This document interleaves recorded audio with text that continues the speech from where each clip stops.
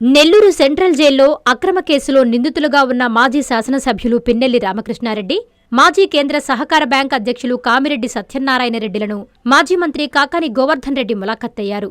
ఈ సందర్భంగా ఆయన వారిని పరామర్శించి ఆరోగ్య పరిస్థితిని అడిగి తెలుసుకున్నారు. అనంతరం జైలు బయట మంత్రి కాకాని మీడియాతో మాట్లాడారు. కామిరెడ్డి సత్యనారాయణ రెడ్డిని అక్రమంగా అరెస్టు చేసి జైలుకు పంపడం దుర్మార్గపు చర్య అని అన్నారు. కూటమి పాలనలో ప్రశ్నించిన వారిపై అక్రమ కేసులు పెట్టి జైలుపాలు చేస్తున్నారని మండిపడ్డారు. కూటమి నేతల అక్రమ కేసులకు తామెవ్వరం భయపడడం లేదని హెచ్చరించారు. అధికారులు కూటమి నేతల మాటలు విని వైసీపీ నేతలపై అక్రమ కేసులు పెడితే అధికారం మారితే రేపు మీరే ఇబ్బందులు పడాల్సొస్తుందని పోలీస్ అధికారులకు ఆయన హితవు పలికారు. కామిరెడ్డి సత్యనారాయణ రెడ్డి మీద నమోదు చేసిన అక్రమ కేసులను ఖండిస్తున్నామని ఆయన తెలిపారు. ఆయన వెంట పలువురు వైసీపీ శ్రేణులు ఉన్నారు. జైలుకి పంపించడం అనేటువంటిది కూటమి ప్రభుత్వానికి ఆనవాయితీగా మారిపోయింది.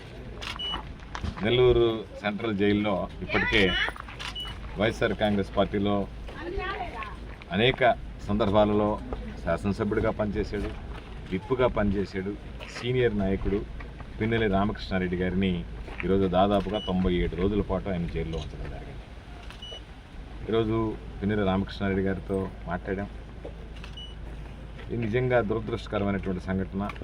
నిన్న ఎంపీ గారు మిథున్ రెడ్డి గారు, పెద్దిరెడ్డి రామచంద్రారెడ్డి గారు అనేక మంది వచ్చి కూడా మాట్లాడడం జరిగింది. దాని మీద కూడా వివరించడం జరిగింది. దాన్ని మర్చిపోకముందే దాని గురించి మనం మాట్లాడుకుంటూ ఉండగానే ఈరోజు పెళ్లకూరుకు సంబంధించి మాజీ కేంద్ర సహకార బ్యాంకు అధ్యక్షులుగా పనిచేసినటువంటి కామిరెడ్డి సత్యనారాయణ రెడ్డి గారి మీద ఒక అక్రమ కేసు బనాయించి ఈరోజు ఆయన తీసుకొచ్చి అరెస్ట్ చేయడం జరిగింది.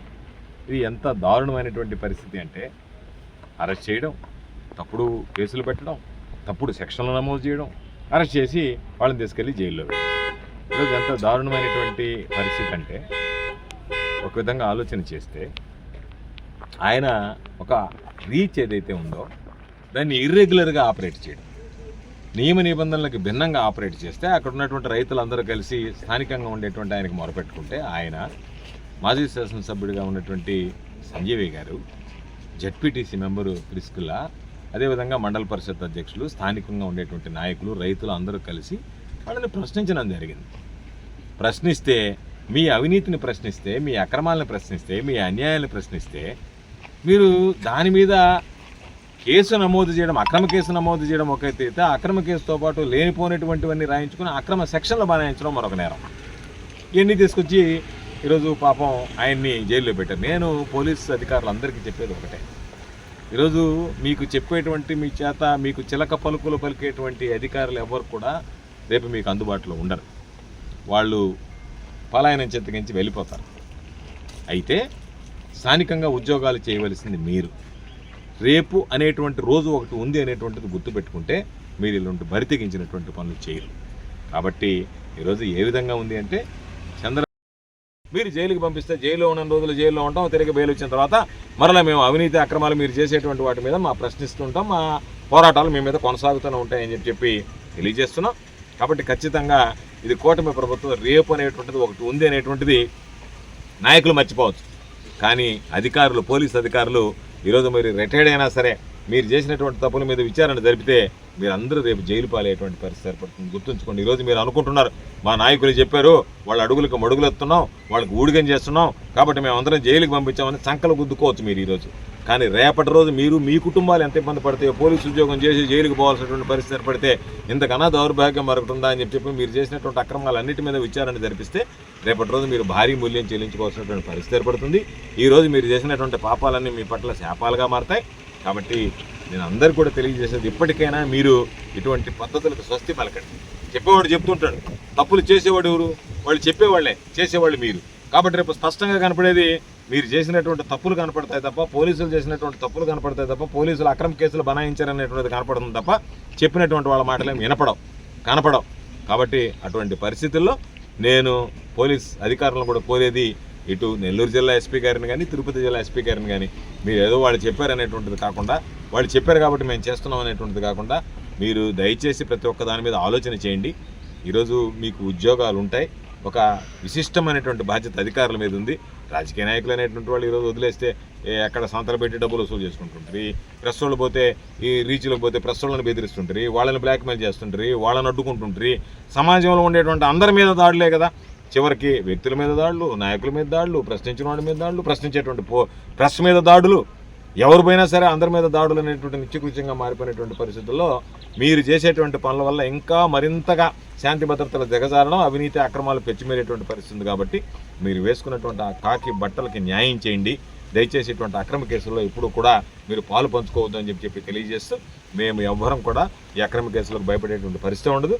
వైఎస్ఆర్ కాంగ్రెస్ పార్టీ మా నాయకుడు జగన్మోహన్ రెడ్డి గారు మాకు ఇచ్చినటువంటి ధైర్యం, గుండె దిటువుగా ఏదైనా సరే ఎదుర్కోవడం, పోరాటం అనేటువంటిది మాకు మా జగన్మోహన్ రెడ్డి గారు వారసత్వంగా మాకు వైఎస్ఆర్ కాంగ్రెస్ పార్టీలో వచ్చినటువంటి ఇది.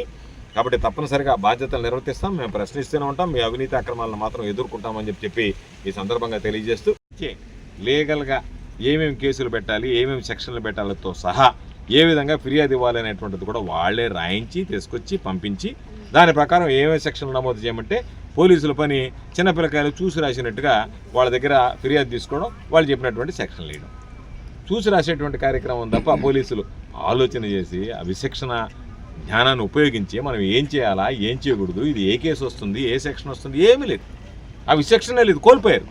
వాళ్ళు ఇచ్చినటువంటి దాన్ని చూసి రాయడం, దానికి సంబంధించి సెక్షన్లు వేయడం, రిమైండ్ రిపోర్ట్లు ఏం రాయాలని కూడా వాళ్ళు పంపిస్తే దాని మీద కింద సంతకాలు పెట్టి ఇచ్చేయడం, అంతే తప్ప వీళ్ళు అసలు బుర్ర వాడాలన్నది కానీ పని చేయాలన్నటువంటి ఆలోచన చేయడం లేదు. కాబట్టి ఈరోజు ఈ జిల్లాలో కానీ రాష్ట్రంలో కానీ శాంతి భద్రతలు ఈరోజు దారుణమైనటువంటి పరిస్థితులు ఏర్పడ్డాయి.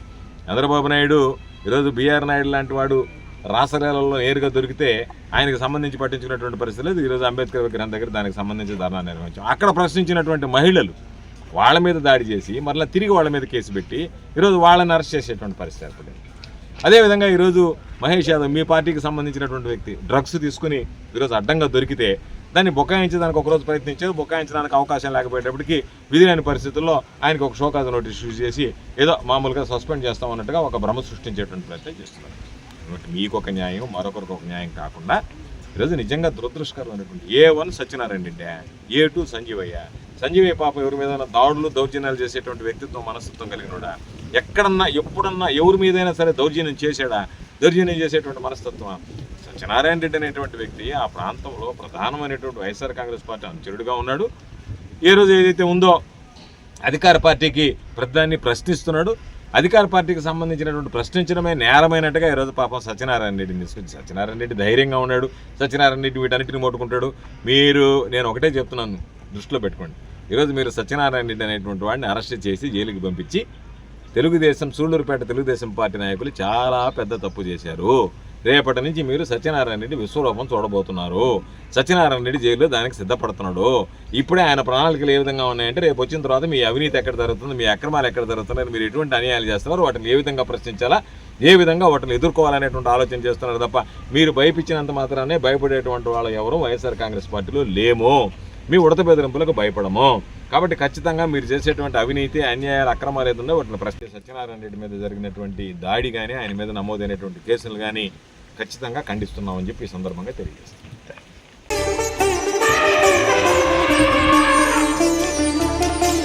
బంగారు ఆభరణాలలో సరికొత్త అధ్యాయం. చందన స్వర్ణ మందిర్ బంగారు ఆభరణాలు. మీ ఇంట జరుగు వివాహ వేడుకలకు సరికొత్త స్వర్ణ వైభవంతో స్వాగతం పలుకుతోంది చందన స్వర్ణ మందిర్. దేశం నలుమూలల నుండి సేకరించిన antique collections, temple collections, Natasha collections, peacock collections, వివాహ కలెక్షన్స్, విక్టోరియా కలెక్షన్స్, వేలాది రకాల కలెక్షన్స్. చందన ప్రత్యేకత 916 హాల్మార్క్ బంగారు ఆభరణాలపై అతి తక్కువ తరుగు మజూరీ లేదు. సిల్వర్ ఆర్టికల్స్ పై తరుగు మజూరీ లేదు. డైమండ్ ఆభరణాల డైమండ్ ధరపై 10% తగ్గింపు. మీ ఊహలకు ప్రతిరూపాలు చందన స్వర్ణాభరణాలు. విచ్చేయండి చందన స్వర్ణ Mandir, area hospital road, Adoni, RTC bus stand ప్రక్కన, JNT రోడ్, సూళ్లూరుపేట.